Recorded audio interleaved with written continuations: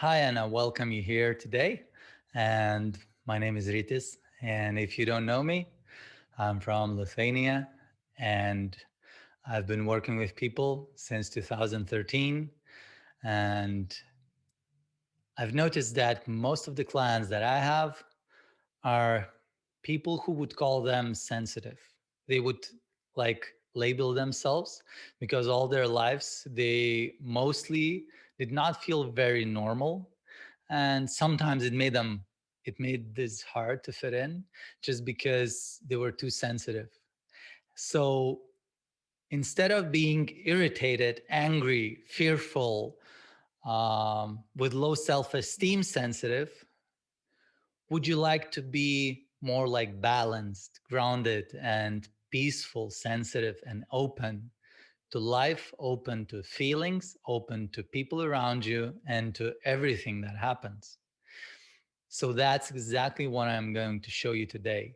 And in the beginning, I'll give you some information, some stories, points that I want you to know. And then the second half will be about questions that you have with the live help. So if you'll have any questions and if you'll need any help, you'll be able to enter the room. I'll add you. You will raise your hand or simply ask in the chat, and you will be able to speak through your camera and your microphone. So that will be the second part, and we'll have the practice. It won't matter what kind of questions you have unless we're doing a demonstration with someone. So then if I'm doing a demonstration, then of course you will answer whatever question I ask and you'll go into the topic that I point you to. And I've been doing this for a long while, and I've seen so many people. I've seen thousands of people, and they were in one way or the other lost. And even those that like really tried to be strong most of their life, even those that kind of pretended and learned that role of like everything is cool, everything is fine with me, I'm so strong, I'm so successful. When they break down, when it's hard for them, it turns out they have feelings, it turns out they are sensitive and they care about it, and it hurts them and everything. And from what I've discovered, not everyone is like that. Some people, and kind of it seems for everyone that is more like sensitive, it seems that they're the minority. And some research suggests that like 4 out of 5 are not so sensitive. So about 15% of people are considered sensitive. And you know what the good thing is? That's normal. That's fine, because you have the feelings, I have the feelings, everyone has the feelings. It just there's more, so there's more chaos. It's sometimes harder to maybe push them away, and you know that it might be hard for you to pretend that you're feeling good when you're not. And then from my experience and my own life, I was thinking that it's bad. I was thinking that there's something wrong with me, that I could do better. I should be able to suppress more, to pretend that I'm not hurt, to pretend that I'm not afraid, to pretend that I am confident or whatever. And it went, and I had a very good excuse actually, because I had a stepfather since I was 5 years old. And since I was 6, they got married with my mom. And he was a person that you would say compulsive, impulsive, whatever the word is. He could start raising his voice and being loud in like few seconds. In my opinion, for nothing, for no reason, or for the reasons that I did not understand to be so important at that time. And growing up like this, I felt that I cannot stop myself from feeling hurt, from feeling sad, from crying and stuff. But then I learned to pretend that like I have a stone face, a poker face, or I don't think it was a good poker face at that time, but it was my way of handling things. I know that others choose different patterns to handle their fears, to handle their emotions. For me, it was to pretend that I'm fine when he's shouting at me.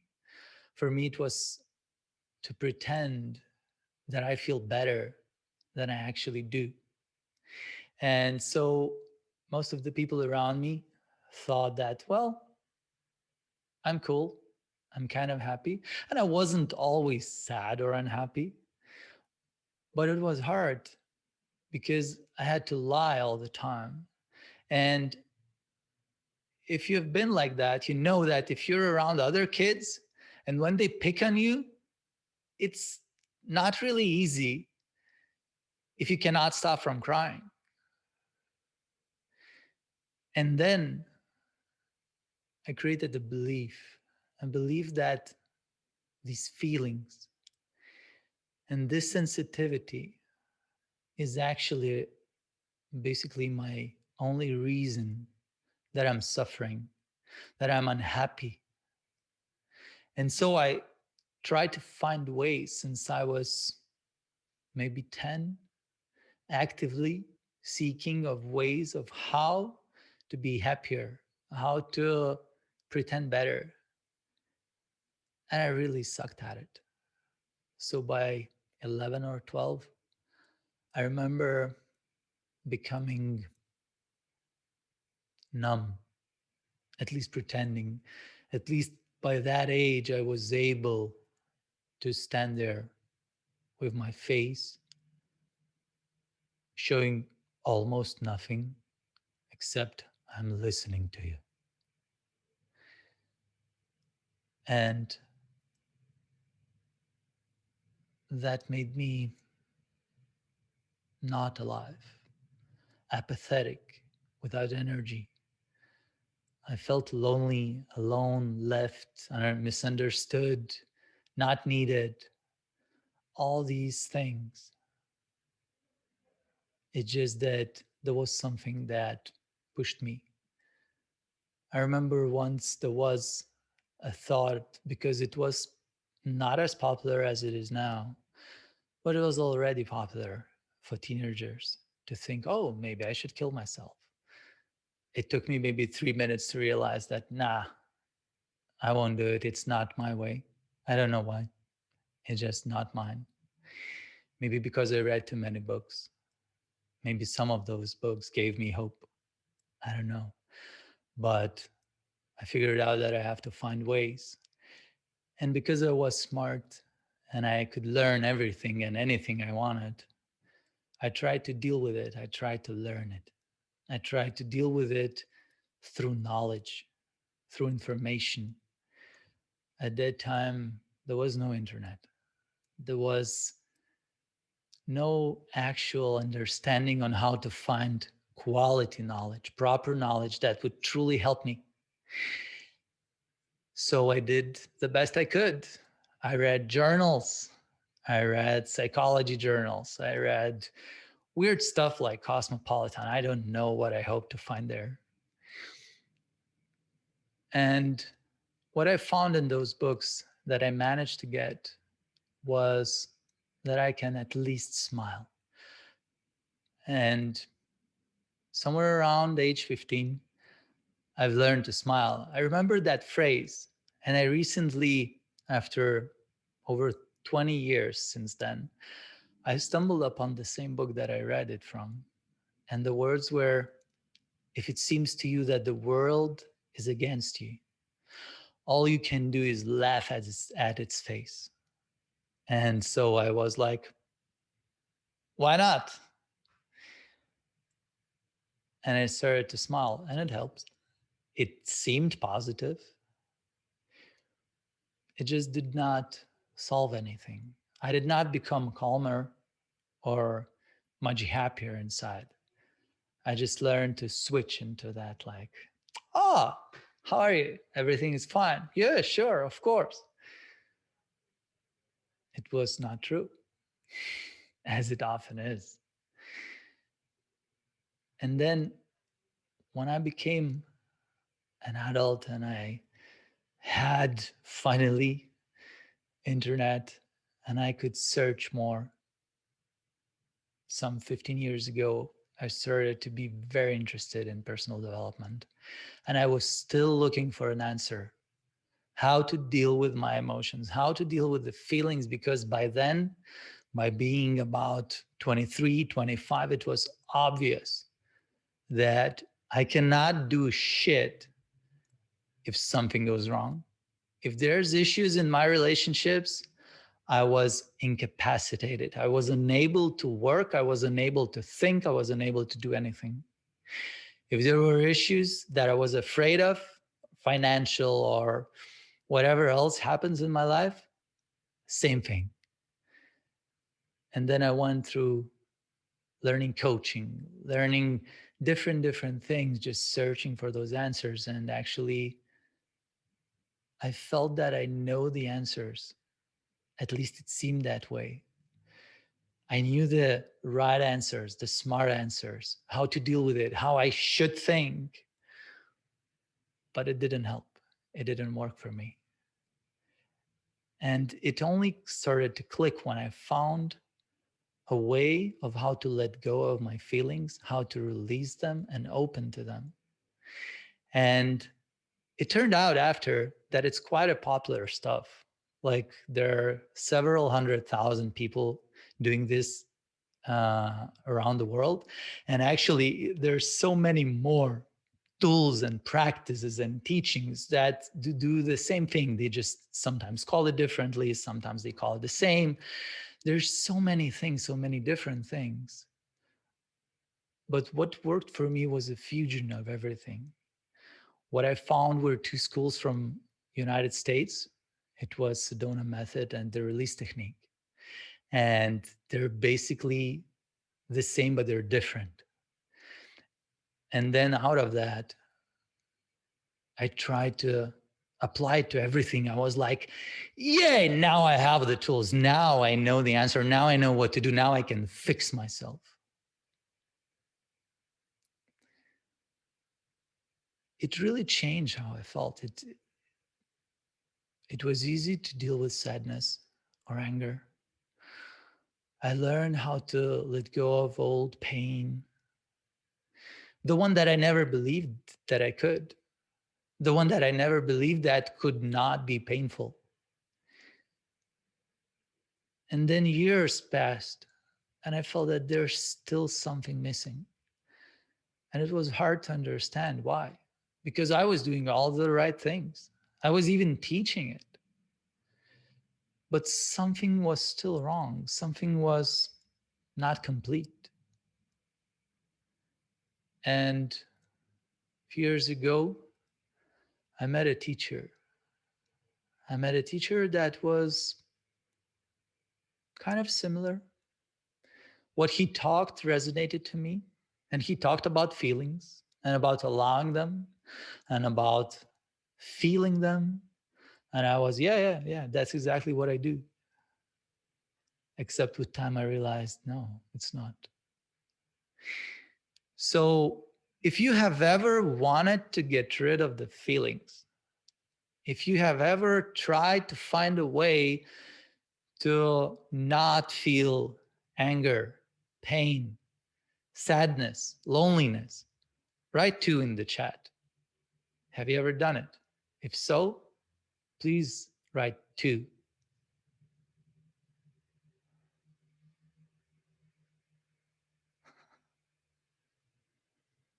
Uh-huh. At least some of you know that you did it. Good, good. And so what I've noticed with thousands of people that I worked with over the years and myself, it's basically trying to use everything we know to get rid of the things we don't like. And I was not different. And I realized that even though I have worked through so many things, it changed my life and my state, my feelings, my relationships, like to the levels that I've never imagined before possible, to the harmony and peace and calmness. But the core wanting was still there. I still hoped for the future somewhere out there that will be better, that one day unpleasant things will stop, that there's a solution to life that I'm living, and that it will become, well, happy as I imagined, as I dreamed, something like that.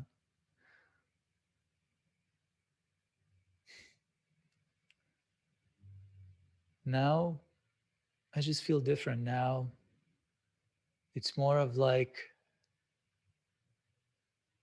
not how to get what I want from life, not how to conquer it, but how to be with life, how to go with the flow that naturally happens, that is always here, that is always now.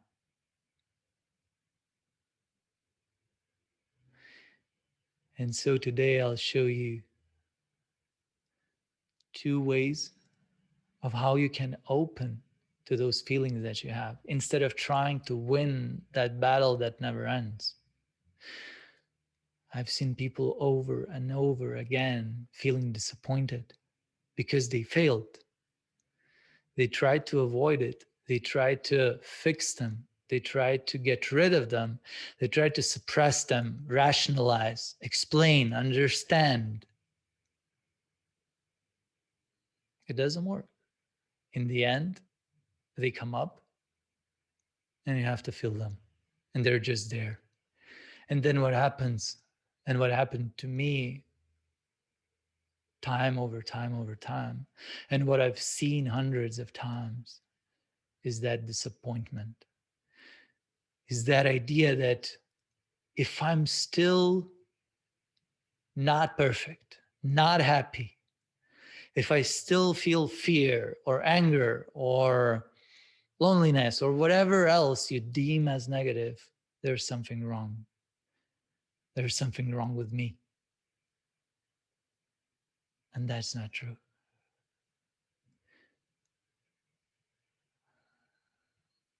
But we're so accustomed to that. We're so used to dealing with life in this way of like, okay, if I don't like it, how to fix it? Tell me how to fix it. How can you fix it if it already happened? Can you fix yesterday? Just check. Can you fix yesterday? Can you change what you did or what you said or what others did yesterday? You can't.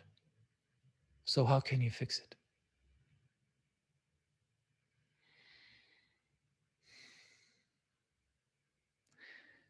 And so what I'll show you practically is how you can get more in touch with life as it is, with feelings that you have, instead of trying to win it, instead of trying to change and fix and avoid.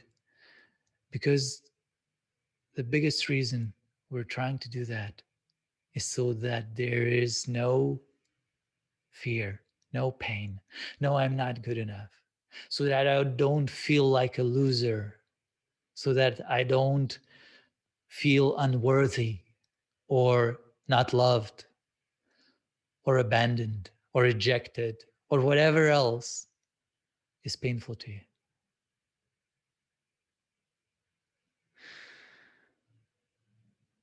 And all that energy was wasted just by trying to win that game.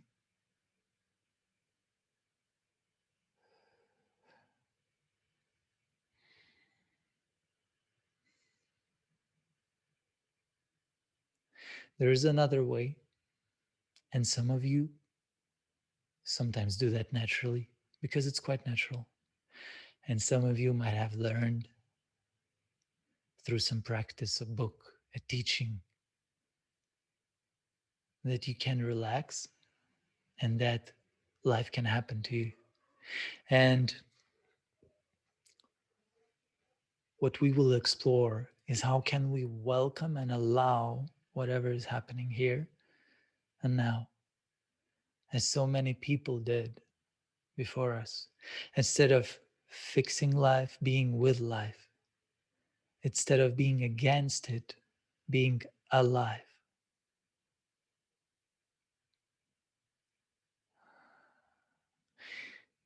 At first, I'll show you very simple questions, very, very simple questions.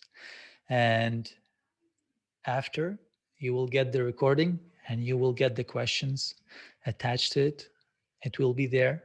You don't have to write them down now, but they will be provided. And what we'll do, we'll go through the questions and we'll try to get in touch with the feelings, with the sensations, with whatever is actually happening now. Because most of the things that we try to solve, most of the things that we want to let go, release, get rid of, avoid, are not actually here now. It's either your past memories, feelings that are coming up from the past, or some worries, anxiety, fear about the future, not being sure, not knowing, being lost. It's never here, but it feels now. And the feelings are always now. And the one way to get to peace, to more balance, to more energy, to being more alive is to actually stop in a way that would get you more connected to yourself, to who you truly are, to how you truly feel, and what is actually happening now. And so now I want you to do a small experiment and just see what happens with you. Nothing special needs to happen, but just check how it feels. You don't have to close your eyes unless you want to. But now I want you to focus on your body, to simply feel how you are sitting, the sensations that you're sitting. In my case, I stand, so I can only feel how I stand. But if you sit, you can feel the chair or the sofa with your legs, with your butt. You can feel something that you're leaning on with your back. And simply notice those sensations that only tell you, I'm sitting, I'm laying down, I have clothes on me, it's warm or cold, it's just sensations in the body. And they're all happening now, here.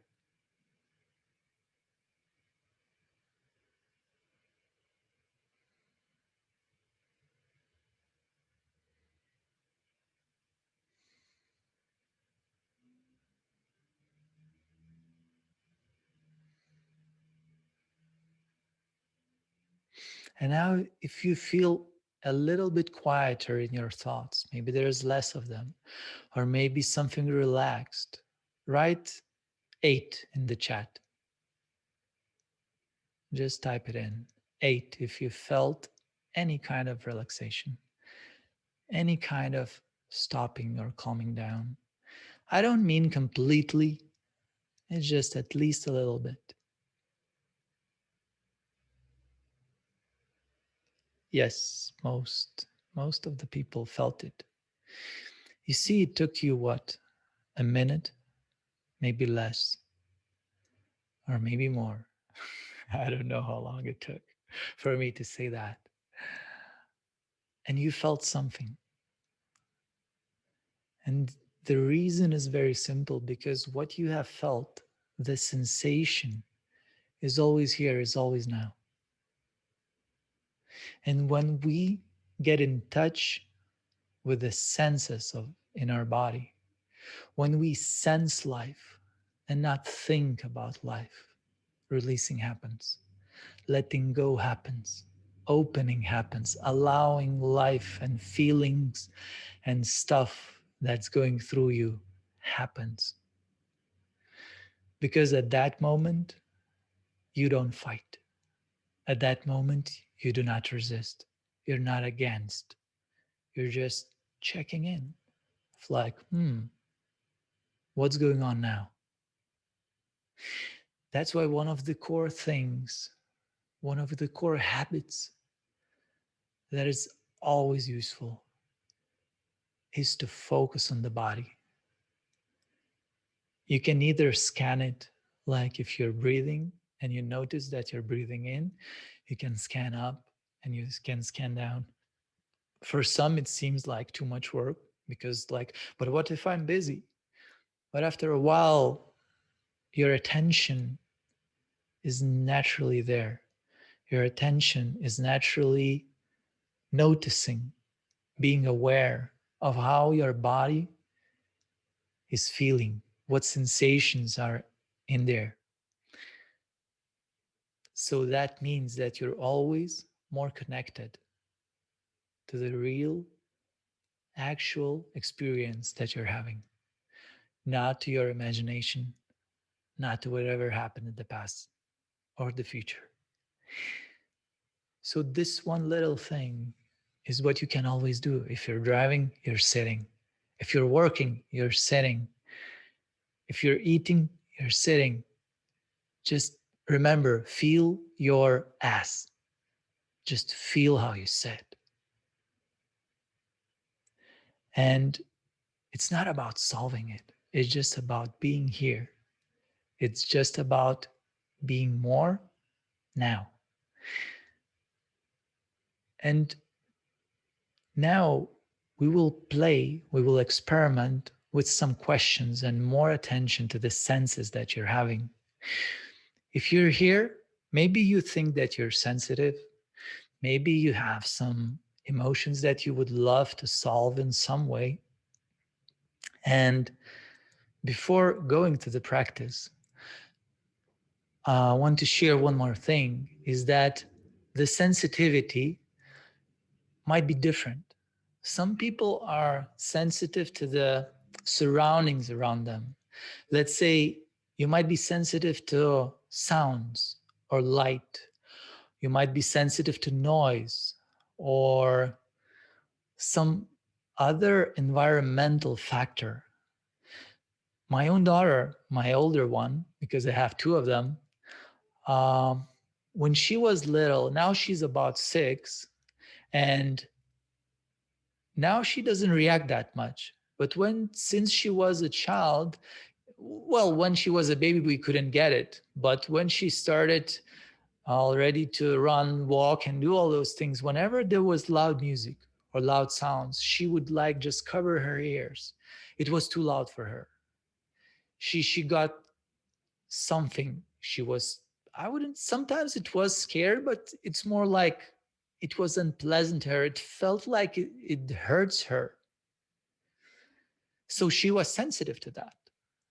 And all we did every time, because we realized that this is life, this is like environment that you live in, we simply calmed her down and kept on being open to it, of like, it's just a sound.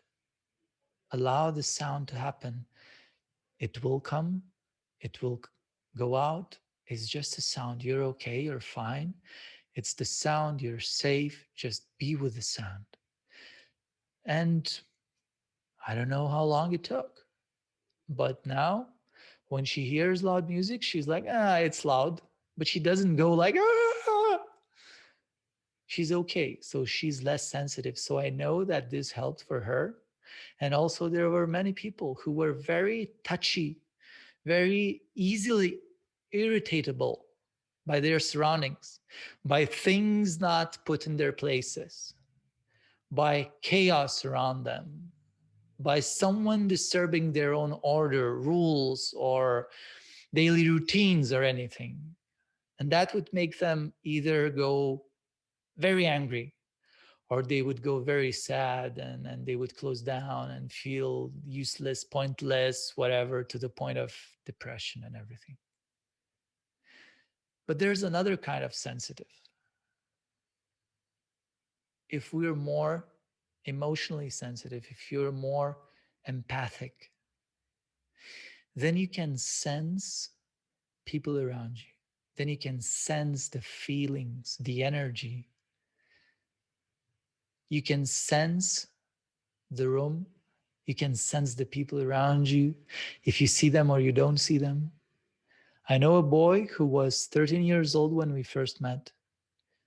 And he said, yeah, I don't know what's happening with me, but for the last 3 or 4 months, I became so sensitive that I can feel and know which of my friends came into the classroom without turning. I just know. And I welcome them with their name without turning. And when they noticed that, they looked for mirrors. They were like, are you cheating us? How can you know who comes through the door? And he was like, I just know. I just feel it. And sometimes we feel when someone is angry, sad, through the phone. Even if we don't see them, we know how they feel if we think about them. We have that connection. So that was always for me. I always felt people around me. Sometimes I would know things about them that they never told me, that I never knew before. They just came. I just knew them or felt them. And that empathic, emotional, sensory sensitivity can be overwhelming, can be very hard to deal with, because there's so many feelings, and most of the people around us are not feeling great every day, are they? And just because of that, it's also very, very hard for some of you, because there's too much. And then some of us deal with it by closing down, by distancing ourselves, by not going where there's more people, by not joining social activities and stuff. And at the same time, some of you are like, but I want to be with people. So these two kind of different things, in my experience, are solved in the same way.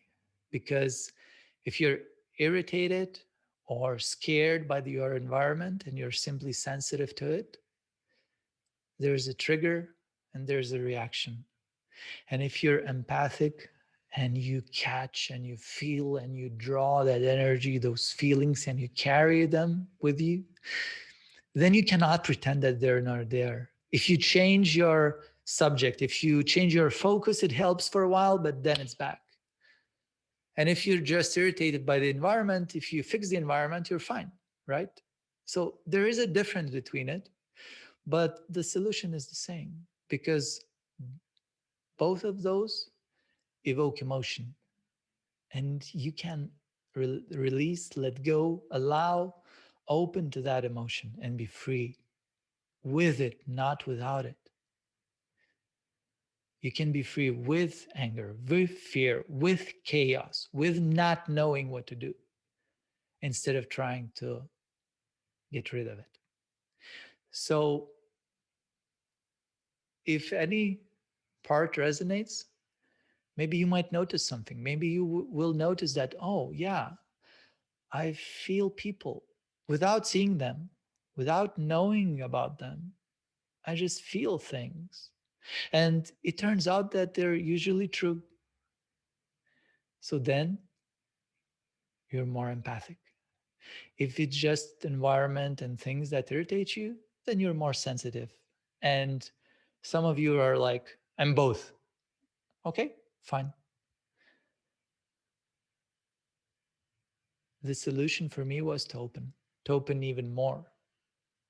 Because some of these happened spontaneously. I did not ask for more feelings, and suddenly, boom, I'm connected. I feel everyone around me, and I know what's happening. And shit, it's too much.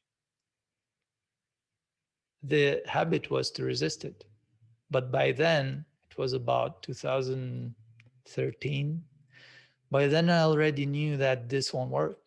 I already knew how to let go. So my decision was to open more and more and more and let go my resistance, let go being against it, and just go with it. And after a while, it worked.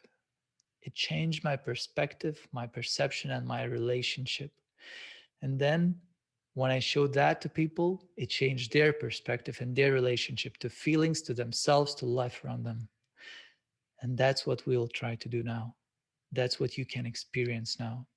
So now I'll just show you a set of questions um, that you can use to work through feelings, because we have thoughts that disturb us, we have sensations, we have images like imagination or memories, and they all basically come together. You just get a bunch of stuff. You have this picture, this heaviness, and you have those thoughts, and like everything is going around. If it's intense, it's intense. And there's a way to deal with that. And now I need a volunteer. Who would like to do it? Who would like to try and also let go, and at the same time serve others and help others to see, to hear, to understand? Just write in chat. Oh, there's some hands. Wait, there's a hand raised. Okay, so I'll allow you to talk. 1, 2, 3, 4, 5, 6. Could you please turn your microphone on? Hello. Hello. Say something. Hello. Oh, sorry, Labas. my speakers are wrong. Say something again. Hello. Hello. Yay. What's your name? It's Angelina. Good.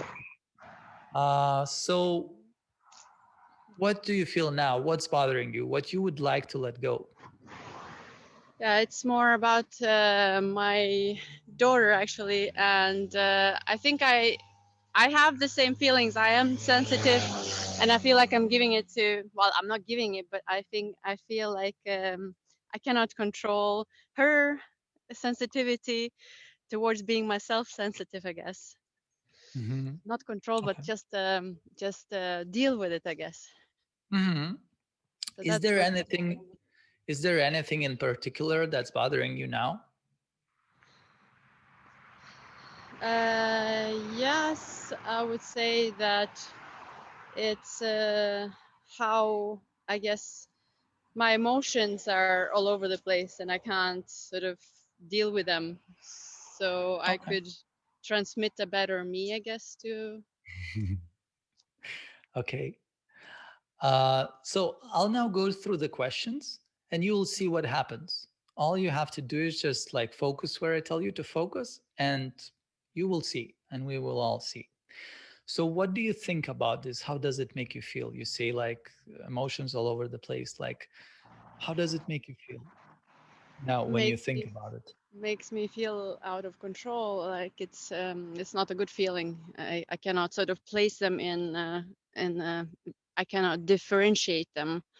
It's sort of with the kids especially, it just makes you sort of not being um sort of, yeah, in one piece. It goes Yeah. all over.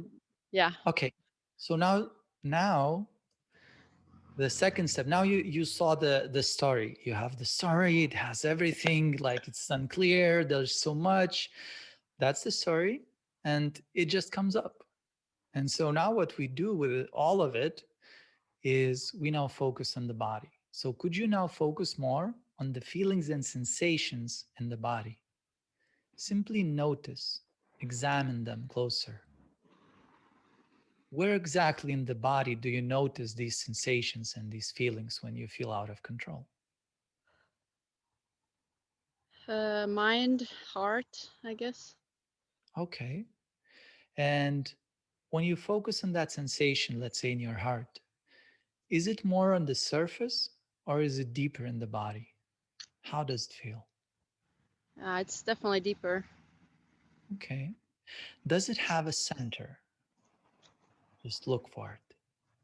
The center, like, Like, let's say the feeling is five yeah, centimeters big and it feels like it hurts more in the one particular place. Like, does it have a center of any sort? Just probably check. heart. Heart. Yeah, but just check. Yeah, like try to find it. It's not Okay. about it has to be there. Sometimes you won't be able to, but I simply want you to look for it. And now just notice the whole area where you sense it. And could you allow that to be as it is? Allow it to expand or contract or move if it moves. Just allow it to be there.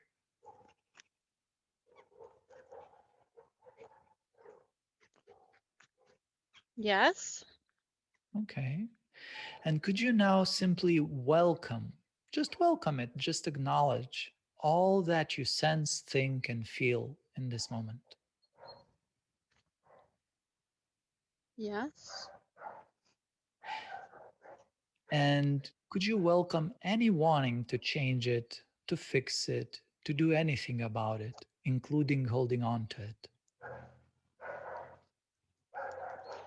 Yeah. Can do that. And could you welcome any sense that it's personal, that it matters, that it's somehow important, as much as it feels so? Yes. And now, could you check what is actually happening here, now, in this moment, without any memories, without any past or future, that just in this moment, what is actually here and now?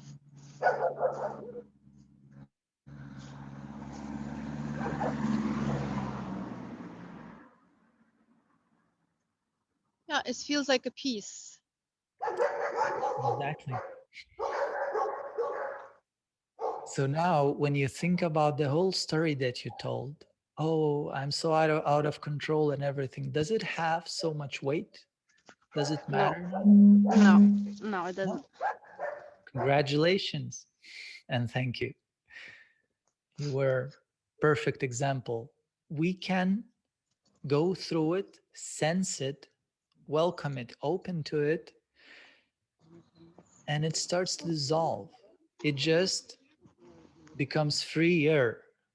We don't have to fight with it. We cannot win against it. And now you just experience that. Yeah. Yeah. You have to really just let it happen and just find your inner peace Yeah. um, with letting go. Yeah. Great. Thank you. Okay. Thank you. I hope those dogs are not attacking you. Sorry. Okay. Talk to you Okay. later, maybe. Bye. Okay. Disable. Someone else. One more. You either raise your hand, you have a button somewhere. I think it's in the middle, usually.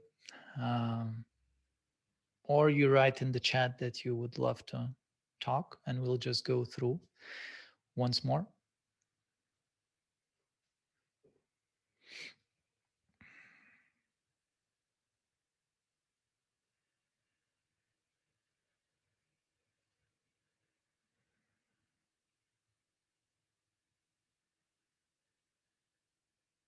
Come on, guys. Raise your hand or write in the chat. Me. Okay. Violet. Hello. Hi. Hi. Okay. How are you today? A little bit strange and decided to, to raise a hand because of speaking in English. Mm-hmm. So, what's bothering you now? What do you feel? I feel the same feeling every time when I have to speak in English in my everyday uh, Mhm. to speak in the job. So oh, I feel somehow uh, not so calm. Mhm. Okay. So now you don't feel so calm, do you? Yes, yes, I don't Okay. feel so calm. Okay. So let's see what will happen with that. So now, could you focus more on the feelings and sensations in the body Yes. and examine them closer? Where exactly in the body do you notice these feelings, these sensations? I think in the chest. Okay. And now focus there and check. Are they on the surface or are they deeper in the body? Deeper. Okay. And now really zoom in and try to look. Does it has its a center? Maybe something. I can I Okay. can I can find it. Okay. And when you look at that center, is it stable? Is it always in the same place? When I started to look at it, it started to disappear. Yeah. I know that's a trick Uh, question. That's why I wanted you to notice that. Like sometimes, like you think, oh, I found the center. Oh, it's not there. yeah. Good. So just notice whatever sensation is there.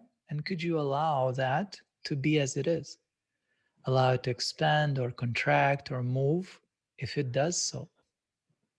Oh, okay.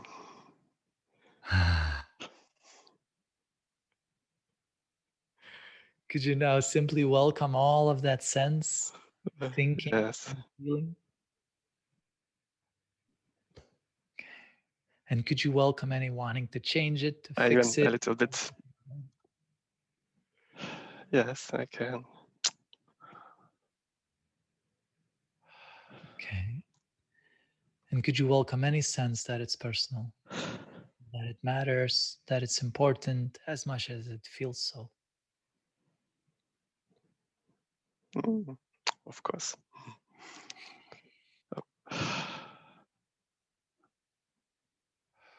Okay. And could you now check what is actually happening there now? In this moment, with no memories, with no past, no future, just in this moment. What is actually And here? this peace, I can feel the peace also. Yeah. And do the sensations disappeared when the peace happened? Or are they No, still there? they somewhere around me, but Yeah, I somehow feel them together with peace. exactly. That's why we lose that fight when we try to get rid of them, because it's part of life. Your body is alive and it feels things and it gives you signals and it shows you, and all those emotions are showing up as sensations, as feelings in the body. So could you now welcome even the peace? Yes, I can. And could you allow that to be as it is? Mm, I want to avoid them. Yeah, I want good. to avoid the station which was about 2 minutes ago. Awesome. Uh, So that's where exactly we use the question. Could you now welcome any wanting to change it, to fix it, to do anything about it, like avoiding it? okay, yes. And just acknowledge that. You can't fix even that. The only thing you can do is to allow and welcome.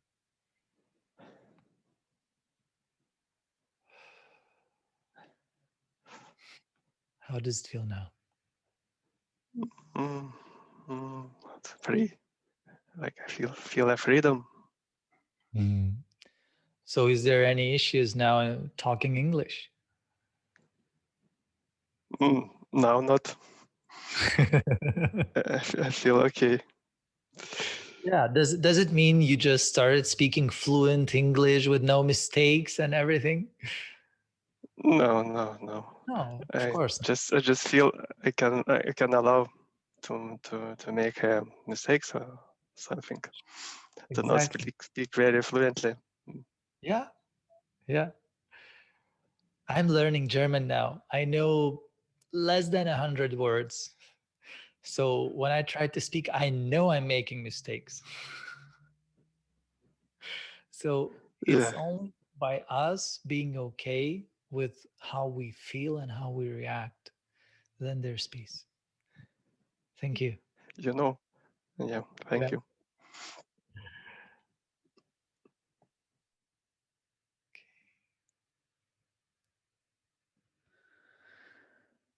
Okay. So I simply read the script. I simply read the questions written in order that you will be able to read yourself, to yourself. I can improvise the whole day. I don't need any scripts by now. It's just very confusing to someone listening because then they don't know which questions to use.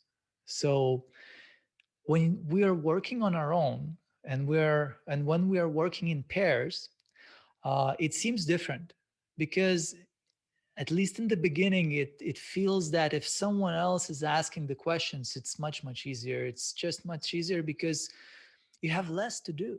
You're simply there focusing on yourself and just focusing on the feelings and simply doing whatever you've been asked to do. And when you answer these questions, there's one detail. It's very small, but it has huge influence on the results. So if there would be another person who would like to try, I would show you that one small difference that for me was, it sounds cheesy, but it was life changing. It was like, wow, because I realized that only after maybe 5 years or so of doing this, and it became so much easier and lighter. So, anyone else who would love to try?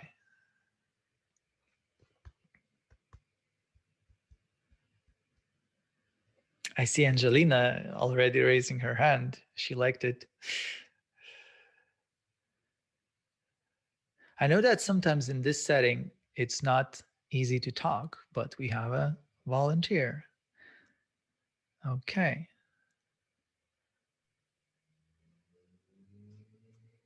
Hi. Hi, What's your name? How to pronounce it properly? it's actually Inga. Inga. Aha. Okay, Inga. So, how do you feel? What bothers you? What would you like to let go now? Uh, at this exact moment, I feel very nervous because I raised the hand. Hmm. And if I would ask you to turn your camera on, what would happen? Oh, that would be very bad. Okay, so would you like to risk? I don't know, maybe not. Okay, okay. I'm nervous. You don't have to. The Zoom became very polite. Now it just does not allow me to unmute or turn the cameras on. It just tells ask for permission. So it's very funny. A year ago, I was able to control it all. So now you feel nervous. So how does Yeah, that feel in the body? it's um, I feel shaky. Of course, Hmm. my voice is shaky, Hmm. and my heart is racing. Okay. My head is mm, my head is actually not even. It's like empty. Hmm. But it's It's not like a I can't pleasant kind of concentrate. empty, right? Yeah, it's like I cannot. Um, I I cannot concentrate on what's smart to say. Hmm. If it makes sense. Oh, that's awesome. That's awesome. Say stupid things, please. Yeah. I mean it. But I don't Like want to play. really, guys, I'm very, very serious. If when you are trying to work on yourself, when you're trying to relax, you will try to be smart, it will not work. The dumber you are in the moment, the better it is. I mean, like, say whatever comes up. It doesn't have to be polite. It doesn't have to be right. It doesn't have to be smart. If for any reason it comes up and you're like, whoa, that's weird, but you just say it. Because then you will actually see what truly happens, your true reaction to whatever comes up. Okay, so now I said I'll show you one small thing that will change most of the things. So I'll ask you the same questions that I asked people before you, but I want you to notice one detail. In all this chaos and all these feelings, sensations, shakiness, whatever, if you look behind them, if you look outside of them, there's that kind of emptiness or silence. Can you notice that? Yeah, yeah, of course. Yeah. So, what I want you to do when I ask you the question, Mhm.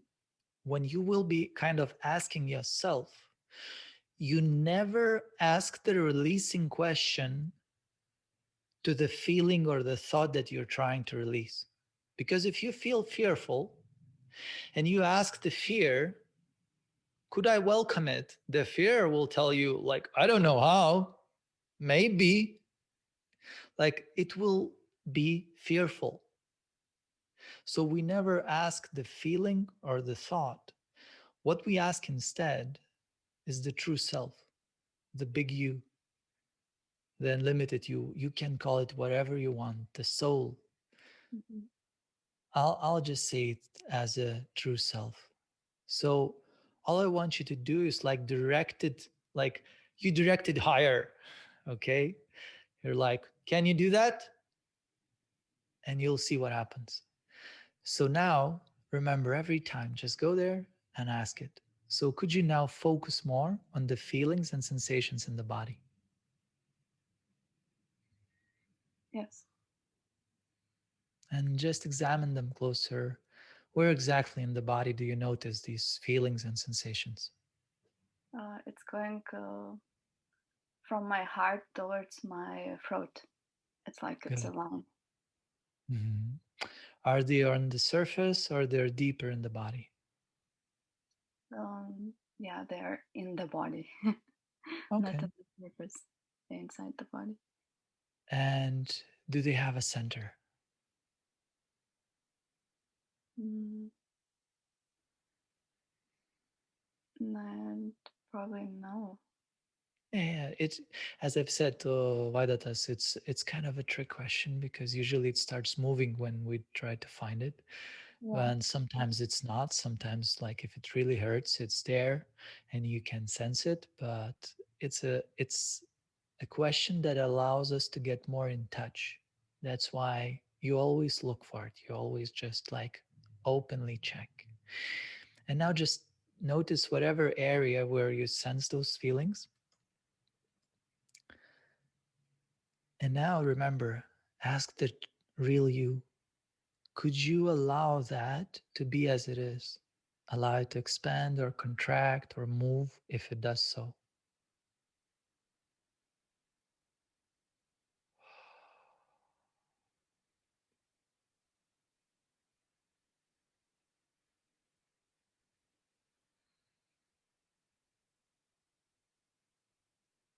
Yeah, I feel it's expanding in my chest, and it's from that line. It's becoming like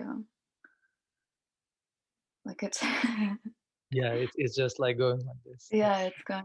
And then through the head. Yeah, I can sense that. Yeah, it's just started to open up. Nice.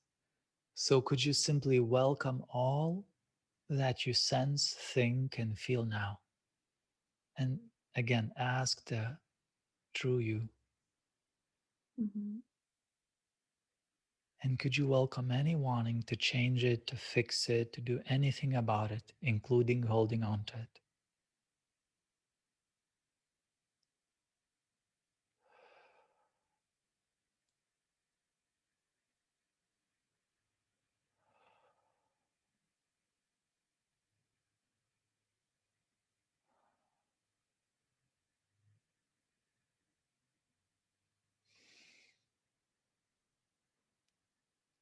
So can you welcome it? Okay.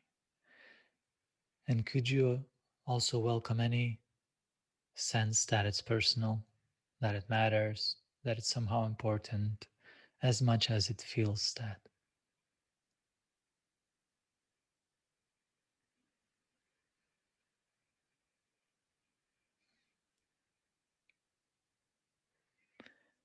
And you have to know that no is also a correct answer, because sometimes it feels like yes and sometimes it feels like no.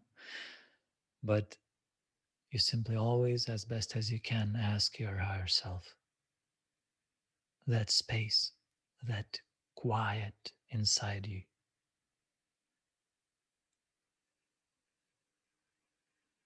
And what does it tell you? What the answer or the feeling comes back when you ask it?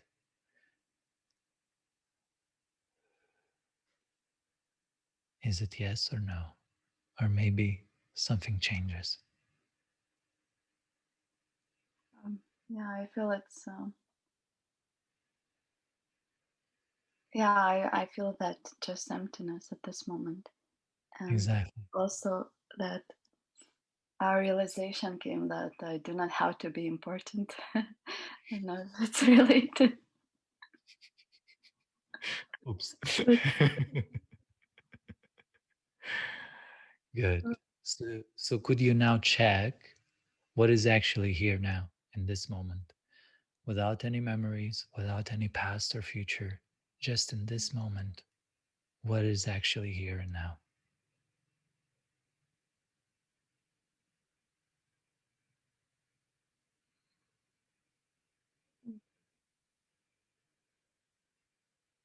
it's, now it feels it's just environment, like, Yeah, and I'm the part of the environment. awesome. So that's when whenever you get the question, whenever you ask the question yourself, or whenever someone else asks you the question, just remember, always redirect it, always turn it to your higher self, because it's always here and it's always open and it's always present. And the weird thing that happens when someone is doing that with their mind, when they try to be smart about it and answer logically and be reasonable, it's hard for them. That, like, their struggle, they would always struggle. And whenever I remind them, ask your true self, they would start to quiet.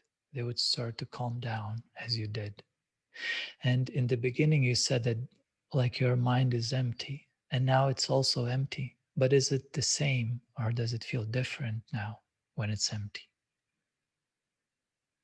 Yeah, it's now it feels it's empty, but it's more aware. Yes, exactly. Because the first thing happens when we go into survival mode. We just like close down. Mm. Like, I know nothing. I just I'm just looking if anyone tries to kill me. That's all I care. And so, like, what do you think about? I think nothing, Yeah. because now I have to protect myself. Even though when there's no real danger, we perceive danger, like talking publicly, like talking in front of the audience. And for most people, like, even talking online is hard. Even Mm. without camera is hard. And then when you imagine standing up in a room full of people, it becomes 5, 10 times more. And the bigger the crowd, the bigger the pressure. But it's just because our mind perceives it that way. Mm. These people are not there to get us, right? They don't try to kill us. They don't try to hurt us. But Yeah, but I something think inside says, be but they careful. have opinion. That's the thing. When you Yeah. have opinion about you, they will Oh, make yeah. not smart comments. They will have a bad opinion. Mhm. That And what if they sense that your smart comments are a lie? What's then? Well, I don't know. Yeah, that's why it's much better to talk stupidly. It's easier. Really, really easy. Okay, thank you, Inga. Yeah, thank you very much.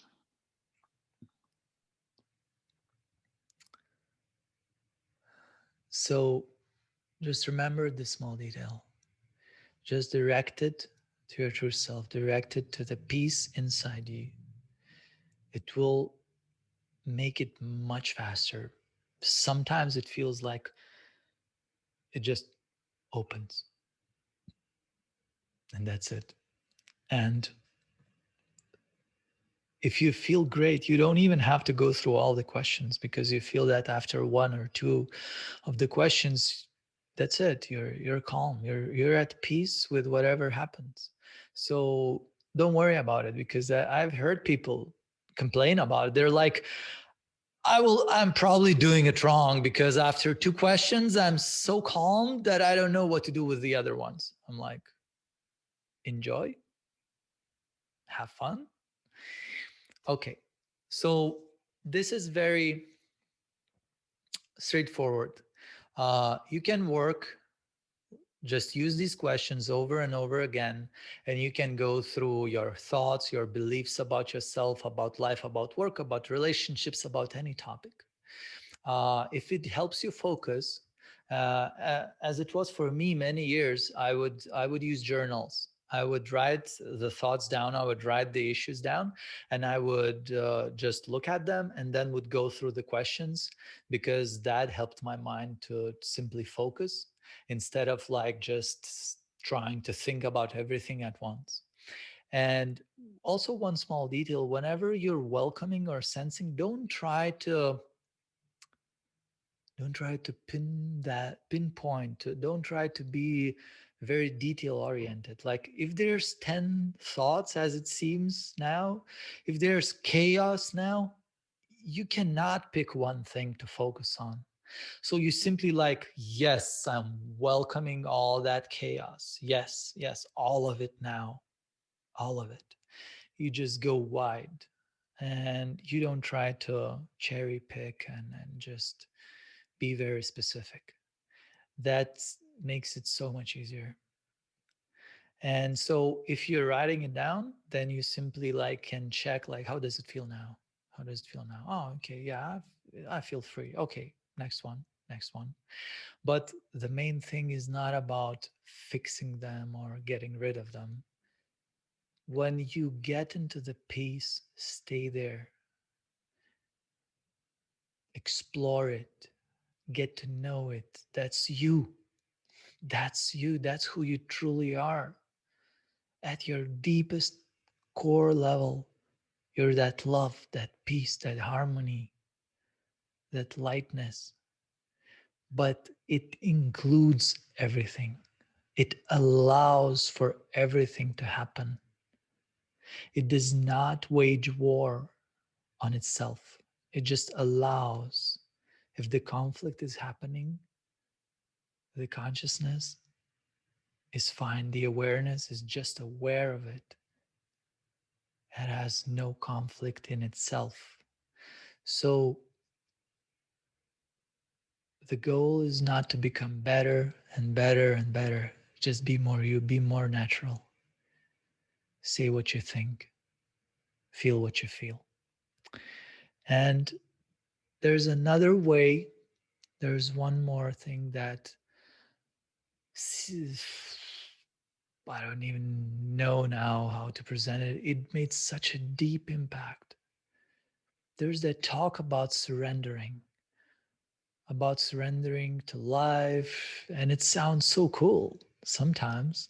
And if you hear someone talking from very deep and you feel the truth that they say, it touches you. As Ellen, you're like, yeah, okay, I want that. How to surrender. And it bothered me for years. I was too smart. I was very rational, logical, and analytical. I would analyze everything. And out of that, I would always try to control, because now I have the tools. Now I know. Now I know what to do. And I got caught in that network myself of trying to fix things and not just allowing it to be there just because it doesn't feel pleasant. And then the surrender sometimes would happen.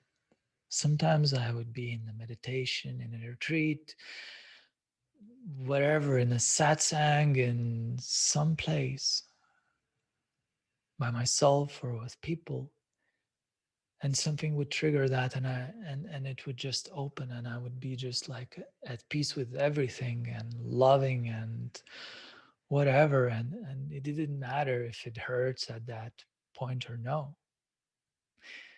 But at the same time, it wasn't clear. It seemed I couldn't get it, like it would happen on its own. I wouldn't know if someone would tell me, like, just surrender. It's so easy. I'm like, easy for you to say. And I always say what I feel in these moments. If I feel it's bullshit, I'm like, it's bullshit. I don't believe you. Like, it's good for you. I hate you now, or whatever. Whatever would come up, I would say. I wouldn't try to be smart at those points, unless I was unconscious at that time and tried to lie. And then in the beginning of this August, I was with my teacher in a retreat. And during the retreat, on the fourth or third day, he was just talking about some topic. And he said the easiest way to solve a conflict is to lose. You just lose a conflict. And he told a small story how he loses to his friends or girlfriend. And I was like, weird, lose. All my life, I tried not to be a loser. It was a bad idea. But I felt that there's something in it, because I don't understand surrender, but I can stop fighting. I can lose. I can stop fighting. And the simplest example for me is the tennis game. You need two people to play tennis. And if one of them stops hitting the ball, there is no game. There is no conflict.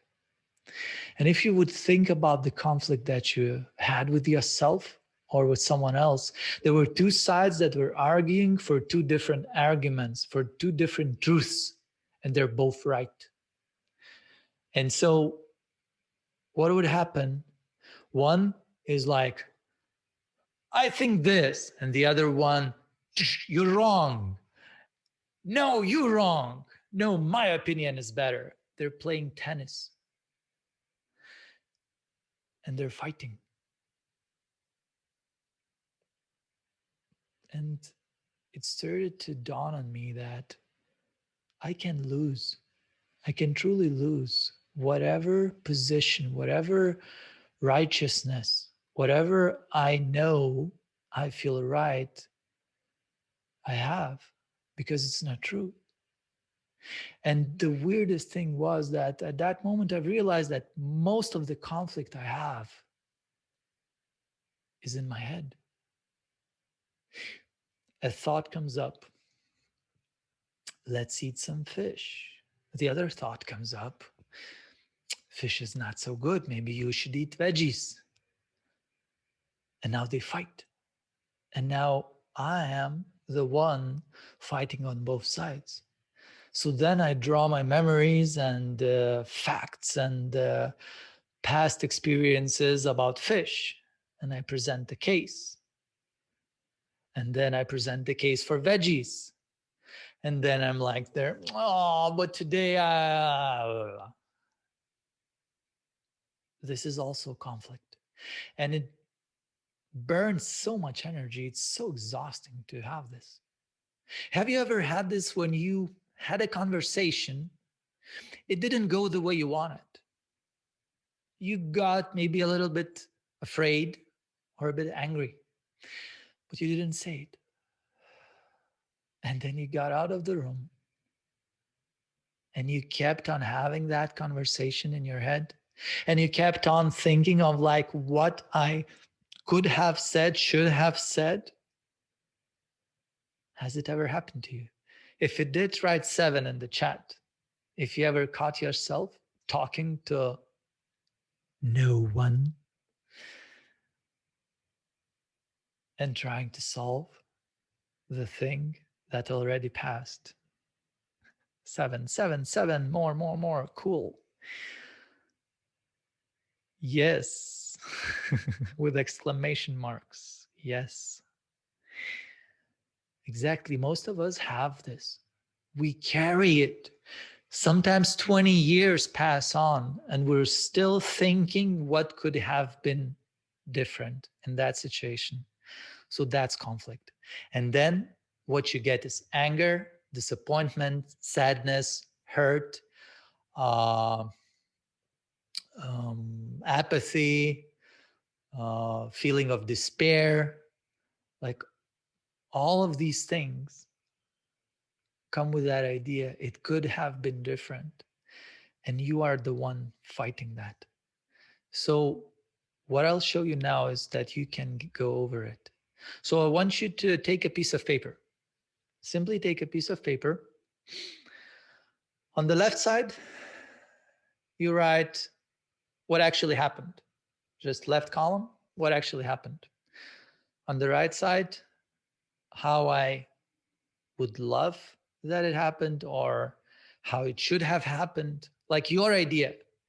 Let's say someone insulted you and you think he has no right to do that.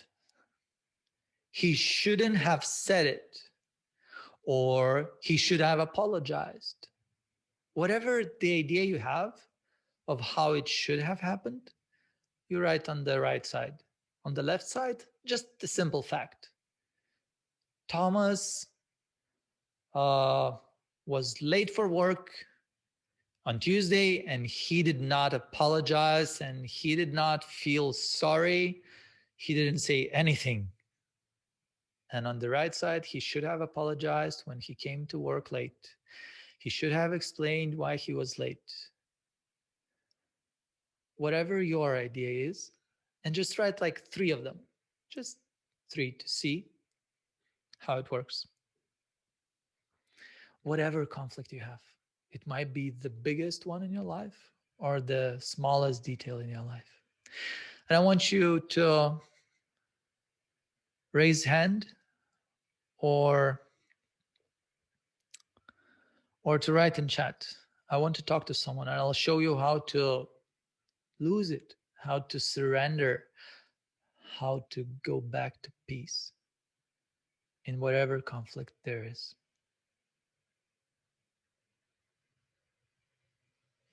Okay, Vilma.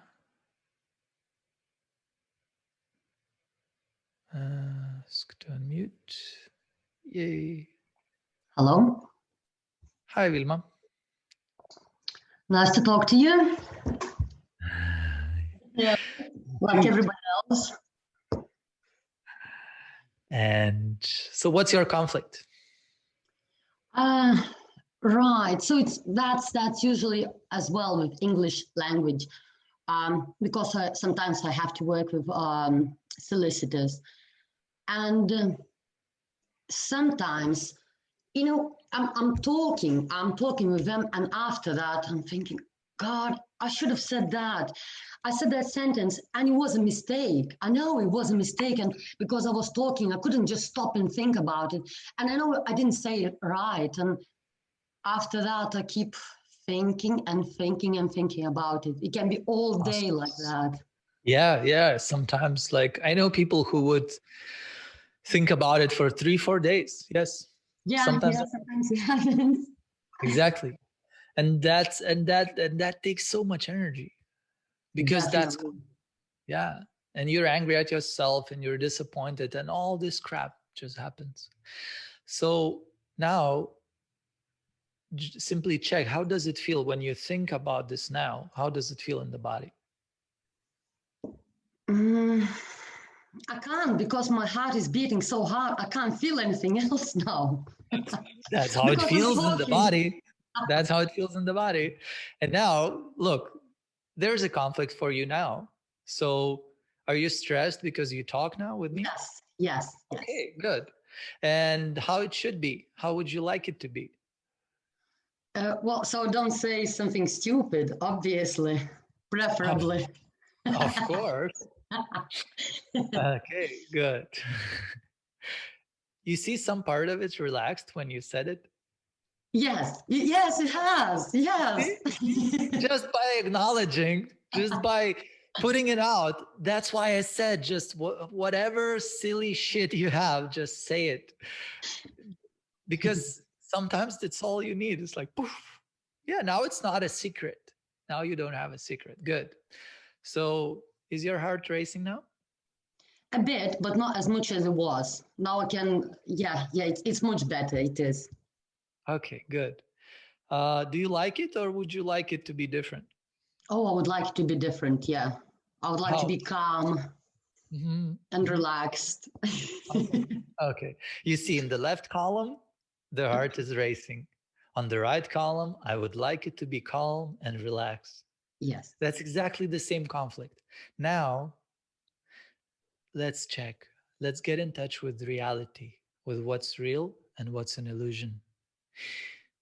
Now, notice that the racing heart is actually happening now, and the calm and relaxed is an illusion, is imagined right now, because it's not happening.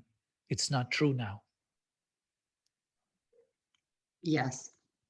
So, but you have a conflict because you tried to prove the side that says it should be different. It should be calm and relaxed. You are defending the illusion. That's why it hurts. So now simply notice what happens to you. Could you now lose that position, just lose that fight for calm and relaxed, because it's not true, it's an illusion, it's not here now. Yes. Yes. Yes. Yeah. See what happened? Tell me what happened. How did it felt? It's easier. It's Yeah. calmer. Yeah, exactly. So could you lose some more, that you should always be calm and you should always be relaxed? Yes. Yes, I can. Because it's not true. So could you simply stop fighting for it? Yes. Okay. Yeah. Yeah. Yes. And now check, how do you feel now? It's much, much, much better. But it still is there. It's not, I haven't let it all go. No. Yeah. Good, good. But you see, even the idea of letting it all go is an illusion now, because that's how it feels. That's what real. Yes, of And course. the mind has its own idea of how life should happen. But now look at both of these and tell me, what is true? What you actually experience, or how fully should look like? Which one is real? What I experience now, yes. I just have Okay, expectations. I do. I thought exactly. it should be easy. That's it. It should be Exactly. gone. Yeah. So could you now lose that? Lose that side. Stop fighting for it. Stop proving it that I know how it should be. Just Yes, I lose, can. lose that fight. I can. Yeah. Just surrender. Just lay your racket down.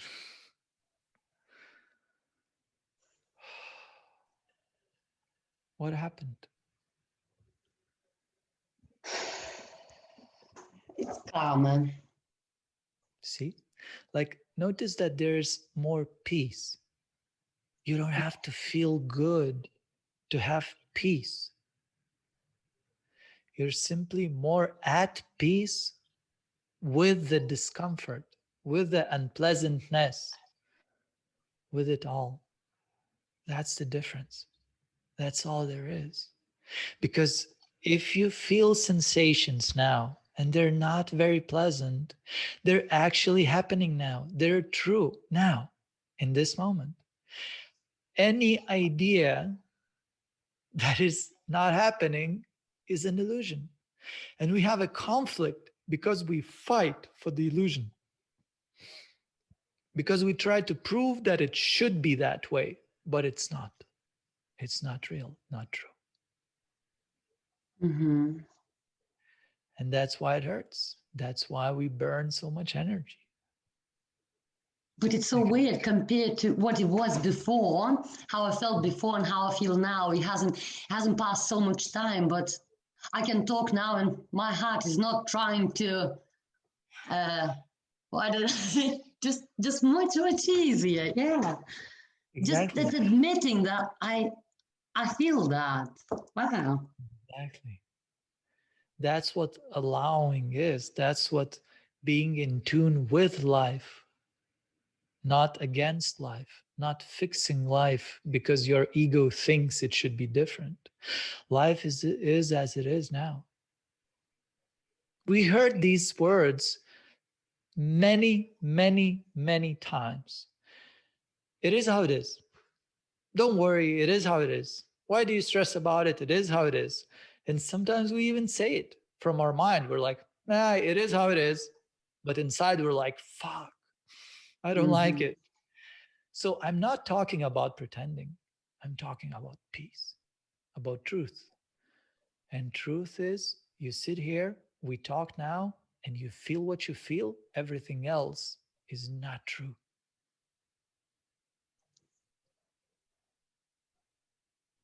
Yes. Any, Wow. yeah, it's just not here, not now, not true.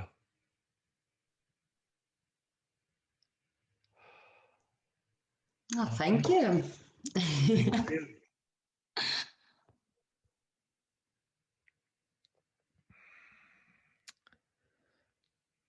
For some of you, this way might be very natural, might be very easy. I've encountered people to whom we talked about it. I showed it to them. I was like, can you lose it? And they were like, yeah. And it felt that like it's the most natural thing for them to do. And for someone, it's extremely hard because if you've been hurt so much in your life and your defensive mechanism was to fight it and to be right and to prove that you're right, so they never hurt you again because you're always right, then you will resist it. It will not be as simple to you as it might seem for the others, as it was for Vilma. So don't worry about it. Just use whatever works for you, whenever it works for you. And always remember, ask your true self any question that is there. And there's one more thing with that. Let's say if we take some internal image, some self image that you have, or whatever story you have about other people. But self image is very, very good example. How many of you would say that you feel sometimes that you're unworthy, that you're not good enough, that you might be a loser, that you're not as good as you should be, that you're not as successful, whatever, or maybe that you're weak, angry, fearful, whatever like negative thing you think about yourself. There's always two sides, but in a self-image, you always are the one that's fighting both of them. You have memories and proof, and you talk to yourself and you talk to others. You're like, I talked to one girl and I felt that she's very competitive, and she always tries to be right because that's her way of making herself safe. So I was like, okay, tell me. She was like, oh, fuck, the last 4 years were awful. I was like, yeah, good. Now tell me about it. And she started talking. And I allowed her to talk for like 2 minutes of how bad it was, of how bad she feels, how unworthy she is because of it, how guilty she is. And she felt like shit. And after 2 minutes, I was like, in the beginning, I actually didn't know how I will go through it, but I felt that the opportunity will present itself. And then I was like, so what? And she was shocked and she was like, what do you mean, so what? Like, I had this thing and it was so hard and it hurt me so much. And now I'm in such a bad place. And I was like, stop now. Can you see how you are now fighting for it? Can you see how you now defend it and you try to prove how shitty your life is to me? How you are fighting for it? And she was like, oh, yeah, I kind of do. So can you lose that? Can you stop trying to prove how bad your life is? With all these memories, with all these pictures and stories, can you stop fighting for it? Can you stop trying to sell it to me and to yourself? And then can you stop fighting against it? I have to be better. I have to be tougher. I have to be more successful, more calm, less angry, less sad, more in control, less sensitive. Can you stop fighting that too? Can you stop proving that and just lose that position, that righteousness, that this is right? Just lose it. And then she lost it. She lost both sides. And she was not good enough or bad enough anymore. She didn't care. It stopped to be true. And she stopped trying to prove herself at that moment because the truth came out. It's not true. You don't have to prove it, and you cannot prove it because you simply believe that you're unworthy. And then you try to prove that you're worthy. And by doing that, you prove that you're unworthy even more because you fight it. You make it true. And so that's why it works so well. Now, whatever questions you have, whatever help you need, whatever topic is there for me to answer, I'm here. We still have some time and I'm just here to help you. Whatever you want, raise your hand or write in the chat and we'll speak. And if you already talked today and you have another thing, you can also raise your hand and talk again. Because people don't notice, but usually like in live or online settings, the same people talk and it's like 10 people out of 100. But when you look at them, you're like, oh, everyone else is talking except me. No.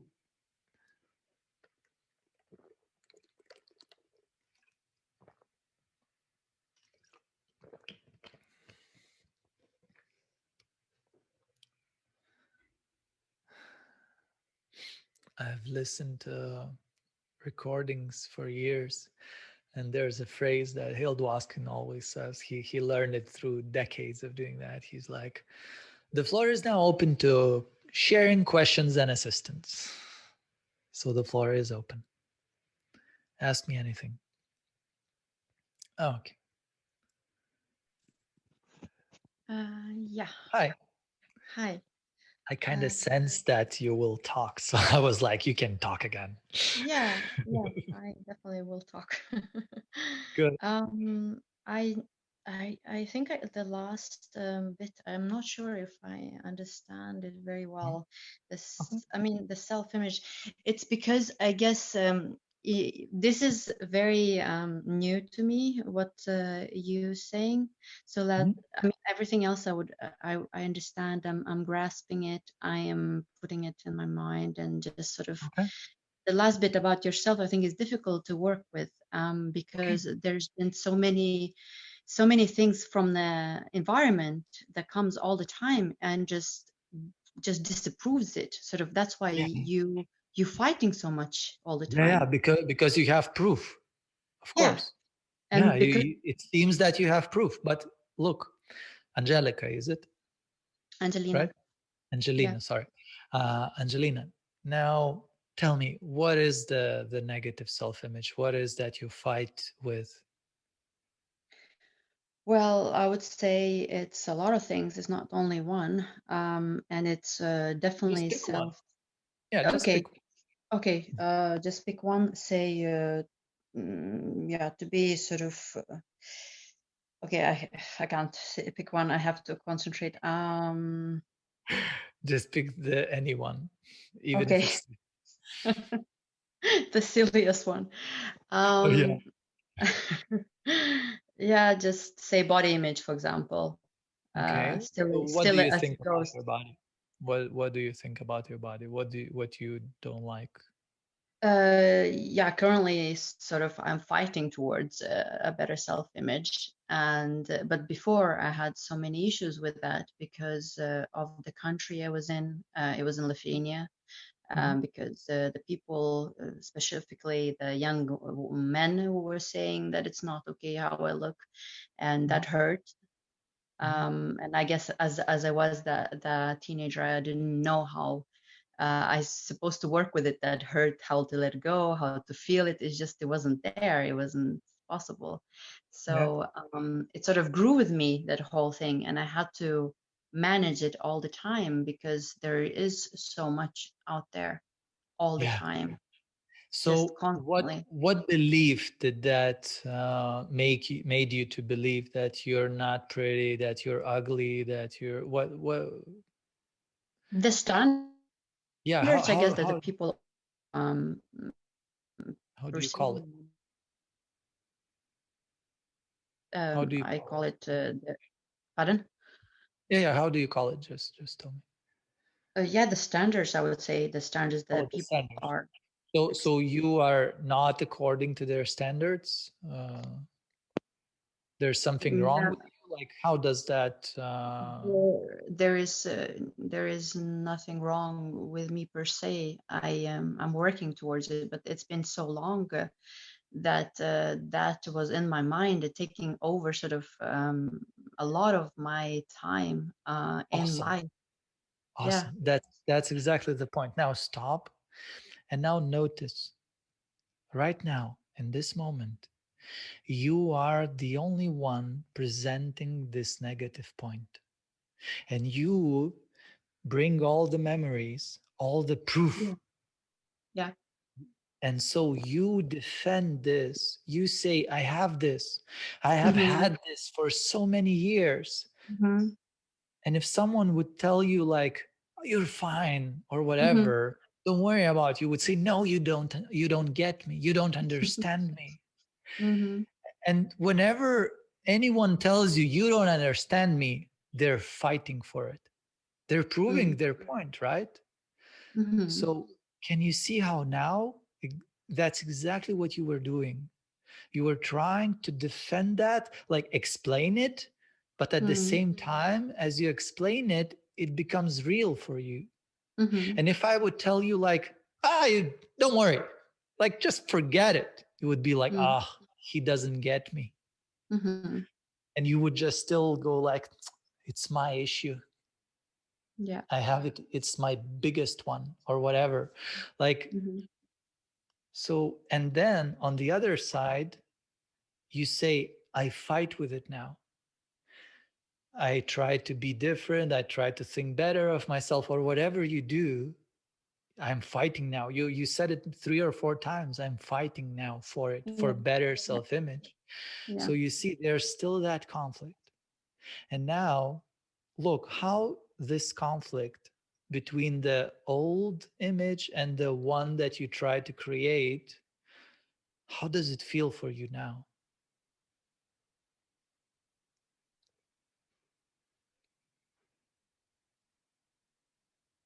Is it Um, easy? Is it heavy? yeah, it's Is quite it heavy. I think it's quite, yeah, okay? So not just notice the heaviness. yeah. And now notice all these memories that you brought up, all these proofs that you had, all these stories about men, about what they told you, what you have experienced, all of it. And could you now lose that? Could you stop proving that? Could you Yeah, stop fighting?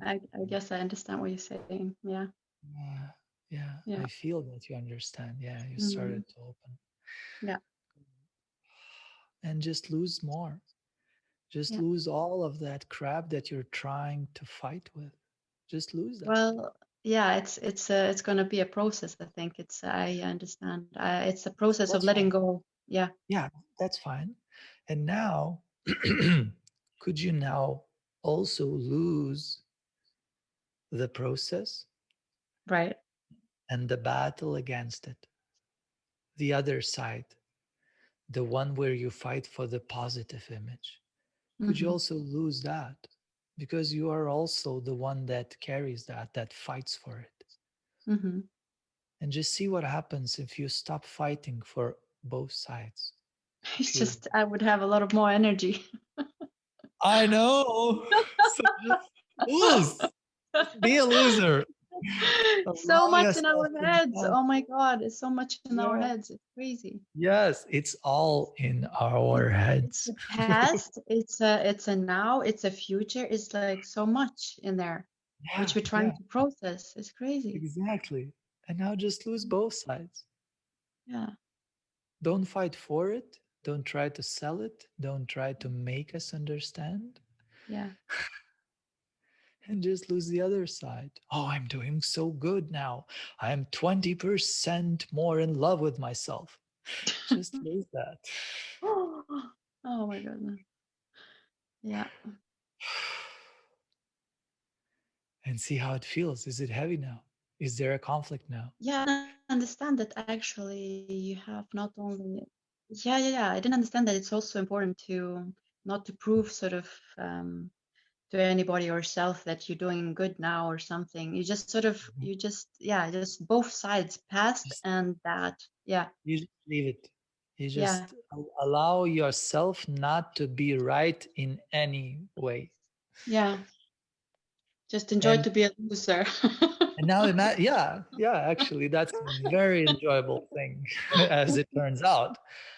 And now imagine like if we have an argument and you agree to lose, can we still have an argument?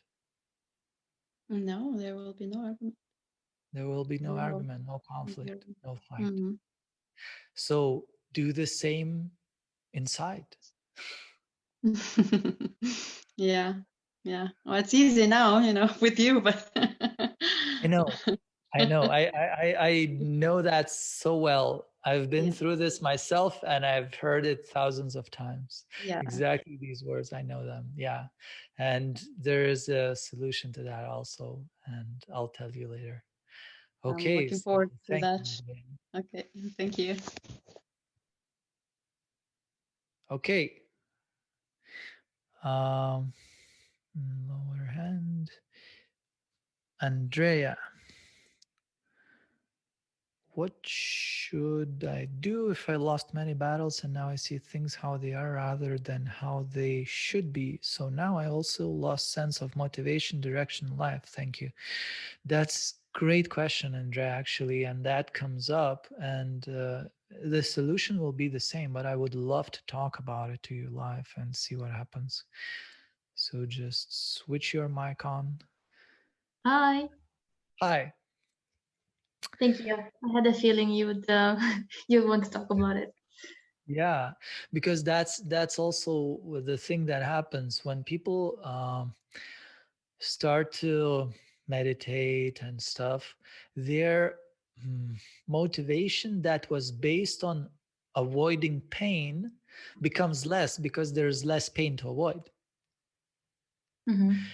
And it seems then that life loses direction, exactly as you said, and loses meaning because now I'm not so driven to reach things because I have to prove less.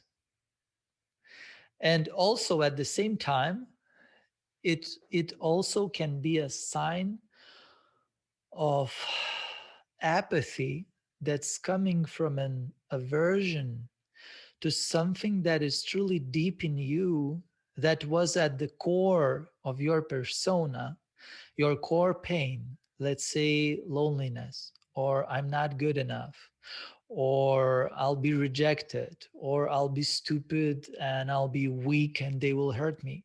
Whatever was at the core, when it starts to come up, usually our mind shuts down because any action you take might lead you to a imagined mistake that will bring the pain up. So we slow down. We just stop. It doesn't matter which exact way it happens, but the conflict that you have now is that you have less motivation, and the other side says you should have motivation. That's true. Yeah. And now you see how you argue for both of those. You have proof for both sides. Memories, beliefs, stories, other people's opinions, everything for why I don't have the motivation. And there's a bunch of stuff why you should be like energized. You should know your goals and you have your visions and you should just go, but you don't. And then this side is like, oh, I'm such a loser. There's something wrong with me. Where's that energy? Blah, blah, blah, blah, blah. But it's also an illusion because it's not here now. So now, can you see both of these sides fighting in yours inside? Yes. Yes. So could you lose both? Could you stop proving how you lack motivation?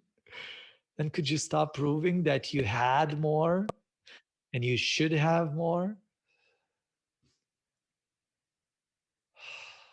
Yes. Yeah. And could you lose even more? Any idea that you need it, that you should have it, that it should be there, that if you would be normal, blah, blah, like anything at all, just lose it.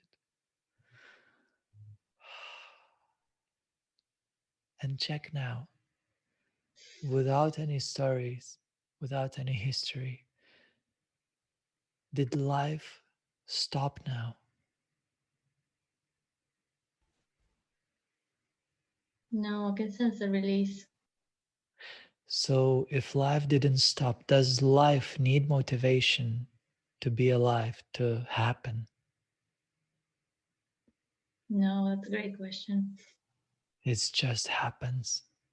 It's just there. It's just now.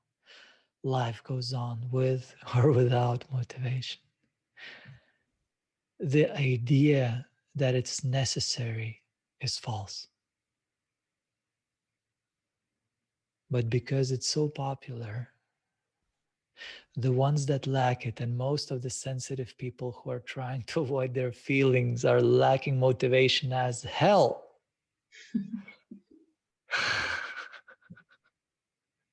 Because the sensitivity makes you care more about how you feel than the result that you get. So if reaching the result means going through toughness and pain, you don't want to do that. And then it seems that you have no motivation. So could you now lose all these stories even more and see what happens? Yes. And just allow that to be as it is now.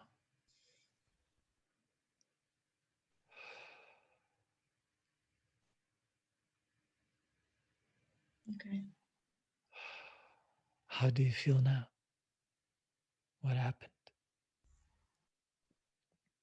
Felt a release in my shoulders, Mhm. and yeah, just lighter. Makes me wonder, why did I even ask the question? Mhm. But yeah, I feel lighter. Awesome. And now, could you even lose that it should be any different? Any idea that says, oh, it could be better, lighter? Could you also stop protecting that? Yes, yes, you're doing it right. Yes. Notice the silence. Notice the space. It's just like opening. And you simply allow.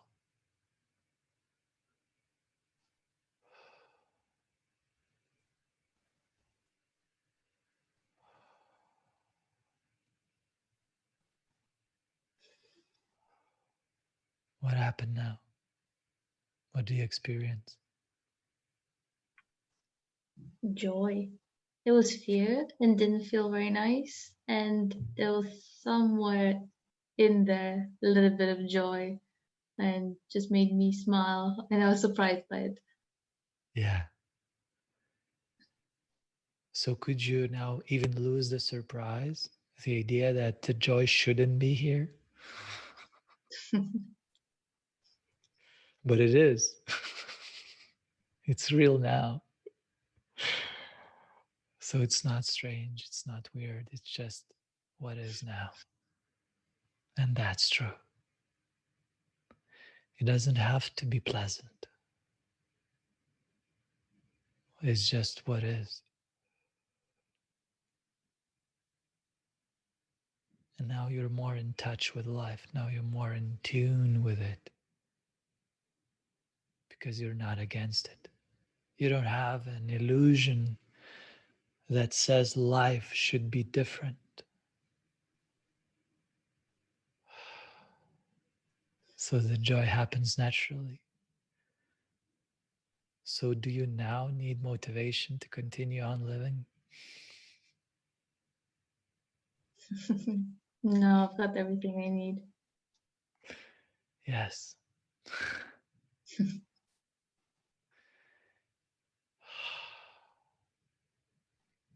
Sometimes the idea, the inspiration comes up in the moment and you will follow it.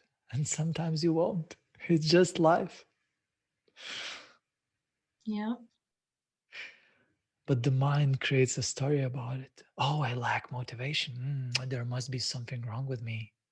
Because look at this guy on YouTube, or look at this guy. He has motivation. That's what's different about him. It's also the idea that I'm thinking I should make somehow. My question was for a long time, how do I make this like emotional world and the physical world meet? Because it's just the thought that, oh, I have to pay rent and I have to do this, but I don't want to do any of that. Yeah. Yeah, because it makes you feel bad Mm-hmm. and you want to avoid the feelings. So you don't do the actions. But what you are learning now through experience, you can open to the feelings. And if you would check now in this moment, with those stories aside, with those history and future, check now. Do you now need to avoid doing these things like right now? Do you feel that you have to avoid it? Or was it just a memory? No, I don't feel like I have to avoid it now. Exactly my point. Now there is no resistance. So would you be more likely or less likely to take action if the action presented itself now? More likely. I'm actually like sort of excited for it now. Yeah, see? It's not because you get motivated. It's just you're not resisting life, and life says, now do this. And you're like, okay. So, one question that my teacher asked me, I don't remember how long ago, was that what if instead of thinking what you want to get from life, you would ask yourself what life wants from you, what life wants you to do? I honestly didn't get it at the beginning for months,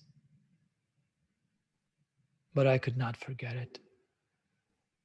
So maybe it will bug you as it did me. I hope so. And you will start to think, okay, but what opportunities here now? What life presents now? Because usually when we try to reach our goals, we want to reach them in the specific way we think they should happen. And in your mind, when you think about paying rent and earning money and doing all these worldly things, in your mind, the way to get them is through suffering. And then you say, I don't want that. And then you do nothing, or at least you pretend to do nothing. But if you're open to it, if you simply welcome the feelings and allow them to be there, there will be no resistance to taking action, or the resistance will come up and you will simply lose to it. You will simply welcome it and you will be okay with feeling it. So if you're more okay with feeling the feelings, you have no reason to not take the action if it's there. Because your reason is, I feel like shit. But if you don't, it doesn't matter. I can take the action, or I can decide not to do it and be fine with it. Because now, usually I know how people do that because I did that for years. I procrastinated as hell. It's just, you try to do nothing. But when you're open, you can take the action. And if you don't take the action, you don't blame yourself. You don't judge yourself. You don't beat yourself up. You just realize, I just made a decision not to do this particular action right now.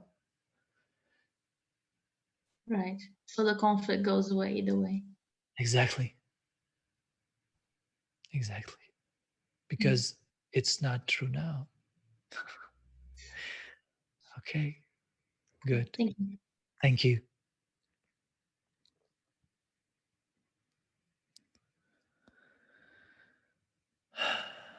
Laura asked, but if you lose everything, then how to reach something in life? I hope that this talk answered your question,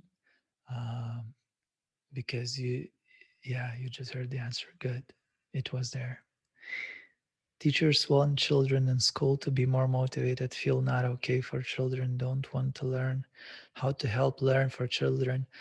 Actually, if when kids relax and they stop resisting the teachers, not in a way that, oh, I'm gonna be a good boy, no, but in their minds, and like, oh, I hate the teacher, oh, I still remember what she did 3 years ago. When they let that go, there's no resistance to it. And I've seen kids' enjoyment of school rise up. And I've even seen how some of their grades just shot up. Like one girl, she was 11 when she released the stories that she had about her teacher.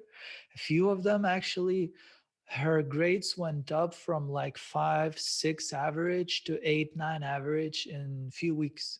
And in the like following semester, all the teachers were shocked. They were like, what happened to you? We thought you're not like genius capable shit, and now you're just proving us wrong. Like what changed?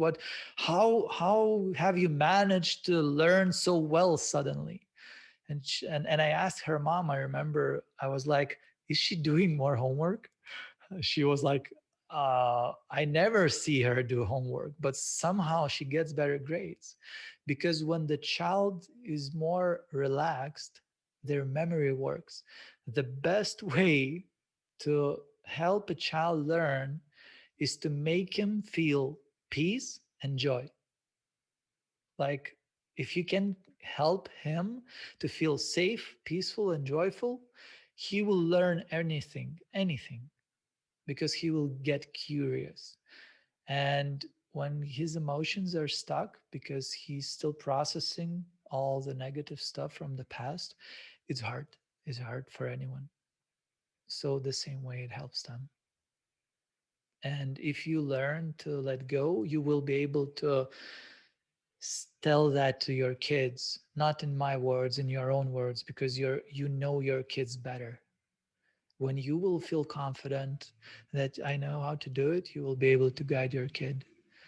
Not when you want it, but when the kid needs it, when he's stressed, when he's crying or whatever. Yeah, but don't worry if you don't understand. Truly, I mean it. Like, if losing is like, oh, fuck, I don't know how to do it, leave it. Just leave it for now. I did not get it for like, whatever, 7 years or so. It's fine. Just then go back to the welcoming, to the first part, and you'll be fine.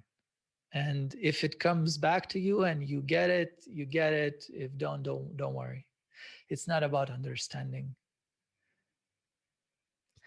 So we've covered a few ways on how you can relate differently to life, to the truth, to the reality of this. What is actually happening now, what you actually experience now. All these feelings, all the past and the future and everything is happening now, because when you remember something, you now think about it and you now live through it again. Now you feel sadness or joy, whatever memory was that. And through that experience, you would be able to learn how to apply that to your daily life, how to just live naturally and be more open with your feelings, to actually be sad when you're sad, and to be joyful for no reason, and to be angry, and to have boundaries, and to set limits, and to fucking learn to say no sometimes, and to say yes when you want something, because it's natural, not because you have to, but because it's what's true now. So all I'm offering is you meeting yourself more, is you becoming freer by getting in touch with your feelings. My wish for you is that you would find in your life what you are looking for, and that you be open to the idea that maybe you are already that which you are so looking for. Maybe it's already here. Maybe it's already now. And maybe you can lose the search. Maybe you can lose the fight of trying to fix yourself and trying to be better. I congratulate you for watching the whole video. Remember that there's a workbook with releasing questions in the description of this video that you can download and use for your own exploration. And if you feel that this touches something deeper inside of you, and you want to know more, and you want to experience more than is possible in these few short hours, then let's get in touch. And you can find my contact information also in the description. So I'm waiting to talk to you. See you.